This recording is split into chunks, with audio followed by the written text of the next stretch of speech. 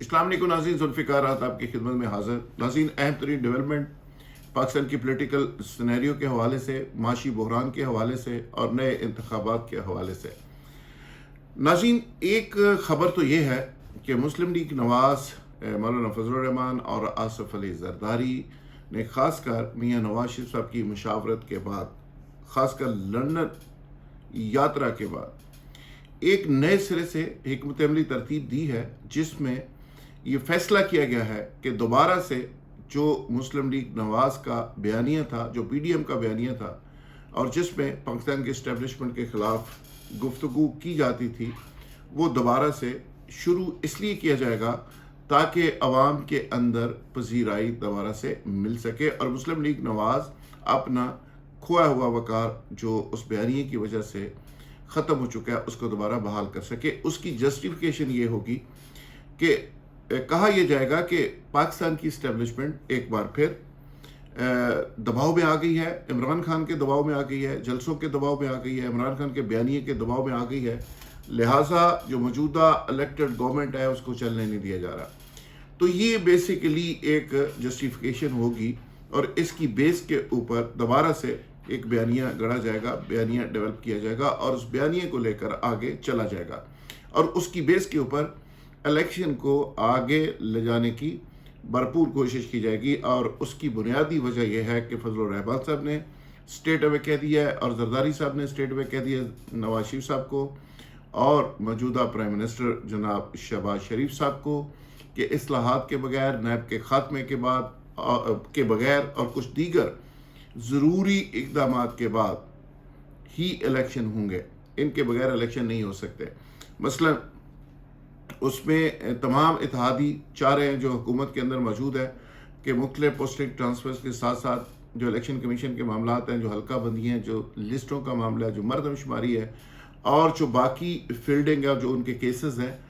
اور اس کے ساتھ ساتھ سب سے بڑی جو انتخابی اصلاحات کے نام سے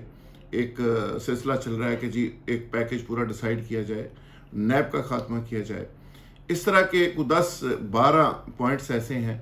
جس پہ موجودہ اتحادی عمل درآمد ہر صورت میں کرنا چاہتے ہیں اور وہ کرنے کے بعد الیکشن میں جانا چاہتے ہیں۔ جبکہ دوسری طرف صورتحال پریکٹیکلی یہ ہے کہ پاکستان کی اسٹیبلشمنٹ نے باضابطہ حکومت کو میسج دے دیا ہے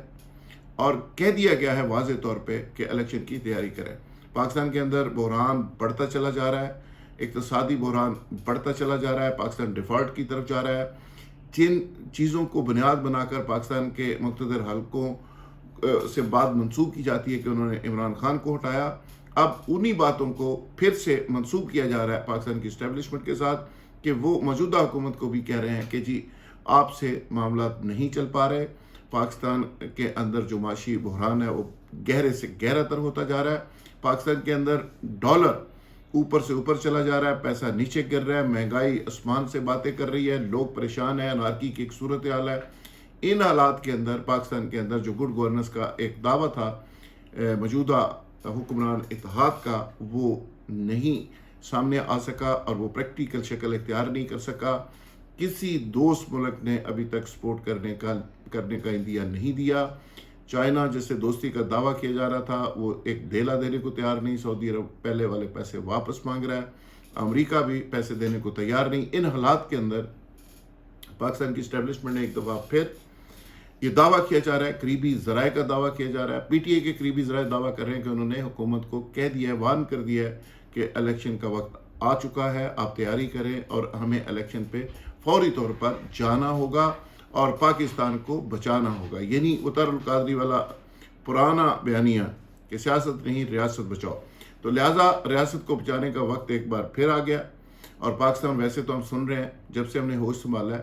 47 سے لے کے 57-58 تک بھی یہ خبریں شروع ہو گئی تھی کہ پاکستان ایک نازک ترین دور سے گزر رہا ہے، اور اس وقت سے لے کے آج 74 سال ہو گئے، پاکستان آج پھر نازک ترین دور سے گزر رہا ہے۔ اور یہ خبر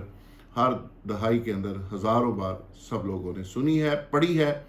آج پھر بدقسمتی سے 74-75 سال کے بعد بھی ہم وہی بات کر رہے ہیں۔ پاکستان معاشی طور پہ اس سطح کے اوپر گر گیا کہ اب یہ خبریں آنا شروع ہو گئی ہیں کہ پاکستان کا جو ایٹمی پروگرام ہے اس پہ کمپرومائز کر لیا جائے گا۔ یہ خبریں آنا شروع ہو گئی ہیں. بہت دیر سے یہ ایک نیریٹو ڈیولپ کیا جا رہا تھا کہ پاکستان کو معاشی طور پہ گرایا جا رہا ہے, پاکستان کو IMF کے سامنے رہن رکھا جا رہا ہے, پاکستان کو فائنینشلی اس لیول پہ گرا دیا جائے گا, پاکستان کے اوپر قرضے اتنے چڑھ جائیں گے کہ پاکستان الٹیمیٹلی پلیٹ میں رکھ کے کہے گا کہ یہ ایٹمی پروگرام ہمیں لے لیں, اس پہ ہم بات کرنے کو تیار ہیں, ہم اس پہ کمٹمنٹ دینے کو تیار ہیں, ہم اس کو استعمال نہیں کریں گے, اور نو وار پیکٹ کا کوئی ماحول بنے گا. اب اس طرح کی افواہیں جنم لے رہی ہیں, اس طرح کی افواہیں سامنے آنا شروع ہو گئی ہیں, اور اس کی بنیادی وجہ صرف اور صرف پاکستان کی معاشی صورتحال ہے, پاکستان کے سیاسی عدم استحکام کی صورتحال ہے. یعنی خبر اس میں یہ ہے کہ ایک طرف پاکستان کی اسٹیبلشمنٹ کو ریئلائزیشن ہوئی ہے عمران خان کے جلسے جلوسوں کی وجہ سے, اور دوسری طرف جو موجودہ حکمران جماعت ہے یا موجودہ حکمران اتحاد ہے وہ یہ کہہ رہا ہے کہ جی باجوہ صاحب پھر دباؤ میں آ گئے عمران خان کے, اور ہمارے ساتھ ہاتھ کیا جا رہا ہے, اور ایک بار پھر عمران خان کے بیانیے کو اڈاپٹ کیا جا رہا ہے, اور عمران خان کی مرضی کے مطابق, اس کی خواہش کے مطابق الیکشن میں جانے کا کہا جا رہا ہے. تو لہٰذا یہ ایک ٹکراؤ کی صورتحال آنے والے دنوں میں پیدا ہو رہی ہے, جس میں موجودہ حکمران اتحاد جو ہے وہ کھل کر ابھی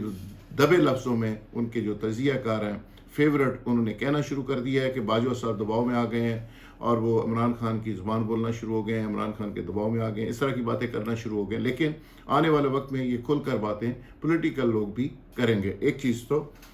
الیکشن کے حوالے سے جو تازہ ترین ڈیولپمنٹ ہے وہ یہ ہے, جو لوگ کہہ رہے ہیں کہ 72 گھنٹوں میں, 10 گھنٹوں میں, 20 گھنٹوں میں, ابھی چند گھنٹوں میں شتونگلیاں چھوڑ رہے ہیں اور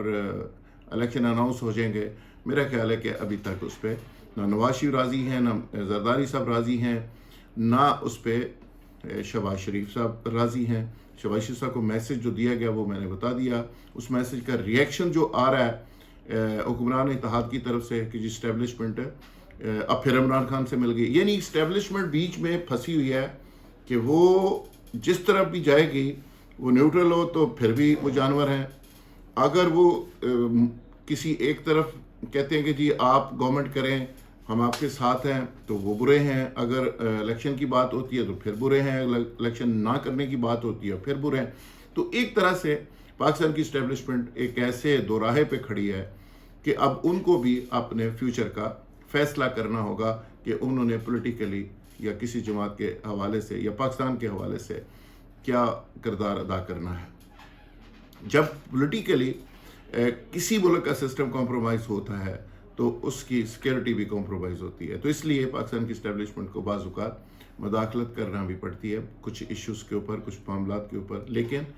اب صورتحال ایک ایسے لیول کے اوپر چلی گئی ہے کہ اس کے بعد